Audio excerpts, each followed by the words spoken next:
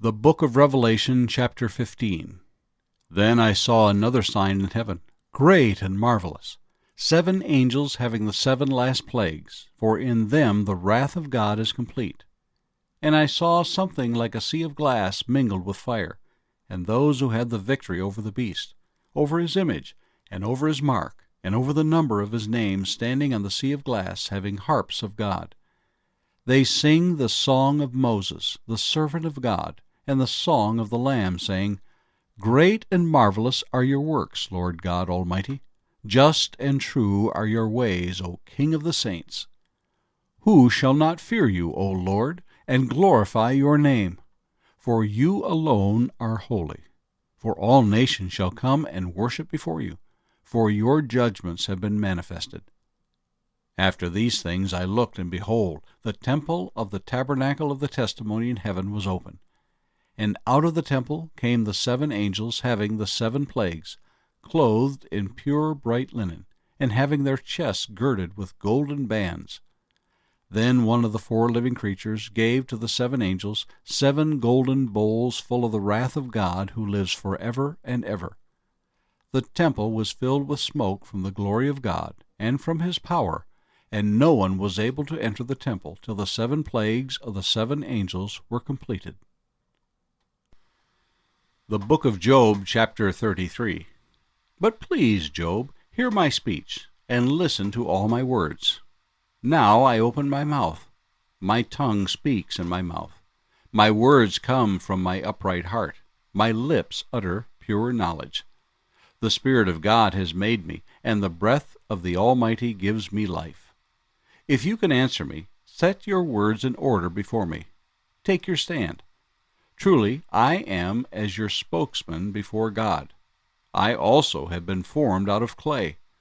Surely no fear of me will terrify you, nor will my hand be heavy on you.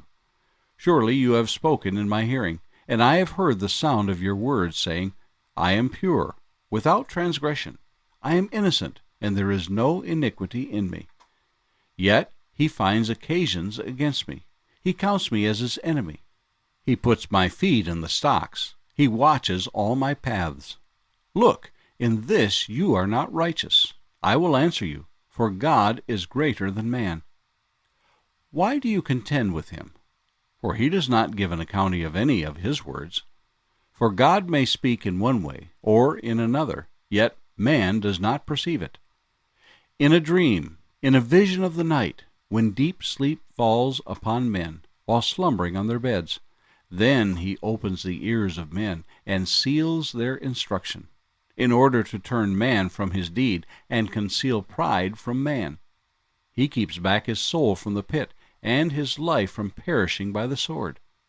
Man is also chastened with pain on his bed, and with strong pain in many of his bones, so that his life abhors bread, and his soul succulent food.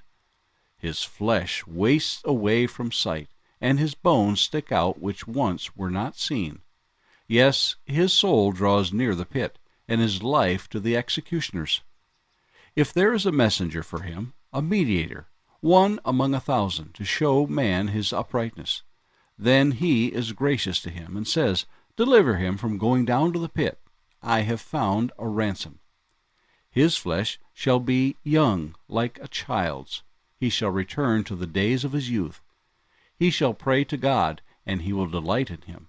He shall see his face with joy, for he restores to man his righteousness. Then he looks at men and says, I have sinned and perverted what was right, and it did not profit me. He will redeem his soul from going down to the pit, and his life shall see the light. Behold, God works all these things, twice, in fact, 3 times with a man, to bring back his soul from the pit, that he may be enlightened with the light of life. Give ear, Job, listen to me. Hold your peace, and I will speak. If you have anything to say, answer me. Speak, for I desire to justify you. If not, listen to me. Hold your peace, and I will teach you wisdom. The Book of Job, chapter 34. Elihu further answered and said, Hear my words, you wise men. Give ear to me, you who have knowledge. For the ear tests words as the palate tastes food. Let us choose justice for ourselves. Let us know among ourselves what is good. For Job has said, I am righteous, but God has taken away my justice. Should I lie concerning my right? My wound is incurable, though I am without transgression. What man is like Job, who drinks scorn like water, who goes in company with the workers of iniquity, and walks with wicked men? For he has said, It profits a man nothing that he should delight in God. Therefore, listen to me, you men of understanding. Far be it from God to do wickedness, and from the Almighty to commit iniquity. For he repays man according to his work, and makes man to find a reward according to his way. Surely God will never do wickedly, nor will the Almighty pervert justice. Who gave him charge over the earth, or who appointed him over the whole world? If he should set his heart on it, if he should gather to himself his spirit and his breath, all flesh would perish together, and man would return to dust. If you have understanding, hear this. Listen to the sound of my words. Should one who hates justice govern? Will you condemn him who is most just? Is it fitting to say to a king, You are worthless, and to nobles, You are wicked? Yet he is not partial to princes, nor does he regard the rich more than the poor, for they are all the work of his hands. In a moment they die. In the middle of the night, the people are shaken and pass away. The mighty are taken away without a hand. For his eyes are on the ways of man, and he sees all his steps. There is no darkness, nor shadow of death, where the workers of iniquity may hide themselves. For he need not further consider a man, that he should go before God in judgment. He breaks in pieces mighty men without inquiry. He sets others in their place. Therefore he knows their works. He overthrows them in the night, and they are crushed. He strikes them as wicked men in the open sight of others, because they turn back from him, and would not consider any of his ways, so that they cause the cry of the poor to come to him, for he hears the cry of the afflicted. When he gives quietness, who then can make trouble? And when he hides his face, who then can see him, whether it is against a nation or a man alone? That the hypocrite should not reign, lest the people be ensnared. For has anyone said to God, I have borne chastening, I will offend no more? Teach me what I do not see. If I have done iniquity, I will do no more. Should he repay it according to your terms, just because you disavow it? You must choose, and not I. Therefore speak what you know.